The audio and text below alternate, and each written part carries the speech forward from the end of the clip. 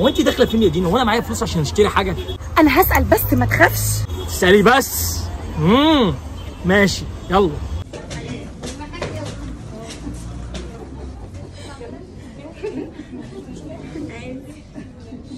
انا ما عنديش مشكله ان انا اتجوز راجل متجوز، بس اهم حاجه ما يكونش بخيل ويكون جد. رمضان ايه رايك بقى في الدرس ده؟ حلو حلو، خديه. بجد؟ بتتكلم بجد؟ بتكلم جد. وانا ايه ده؟ انا جنتل قوي، ده انا ابو الجنتله. خديه. ربنا يخليك ليا. وانا كمان ما عنديش مشكله اتجوز واحد تخين واقرع، بس اهم حاجه ما يكونش بخيل ويكون جنتل. رمضان ايه رايك في الدرس ده؟ قمر صح؟ بس انا بقى محتاره البس ده ولا البس ده. حلو. اقول لك خدي الاثنين، ده انا راجل جنتل، خدي الاثنين. الاتنين؟ انت مستوعب يا حبيبي دول اتنين؟ ها؟ ايه يا دينا؟ في ايه يا دينا؟ وانا مش جنتل؟ انا ابو الجنتله، ده انا جنتل قوي، ده انا جنتل على الاخر. جنتل. يبقى ناخد الاتنين. ماشي يا عم الجنتل.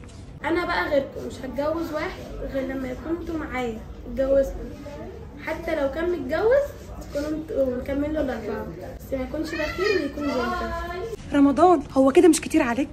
كتير ايه؟ هو انت جبت حاجه؟ خدي، ده انا ابو الجنتله. خدي يا حسن. يا بنت خدي. انا عايزك من كل حاجه تاخدي اتنين. ده انا جنتل قوي، ده انا جنتل على الاخر، ده انا ابو الجناتين، ده عملوا الجنتله عشاني.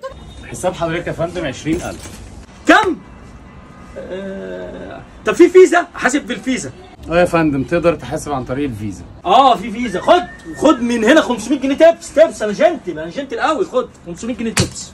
لا ما انت واضح عليك جنتل قوي يا فندم. الله. بس في حاجه احنا متفقين عليها احنا الثلاثه، ان اهم حاجه ما يكونش مصري. يا شيخه تمام. الله ينور عليكم. تمام التمام. عشان تشتري وتجيب اللي نفسك فيه وجوزك يبقى جنتل معاكي، يبقى لازم تيجي تشتري من جوجو. يلا مستنيه ايه؟ كل على جوجو.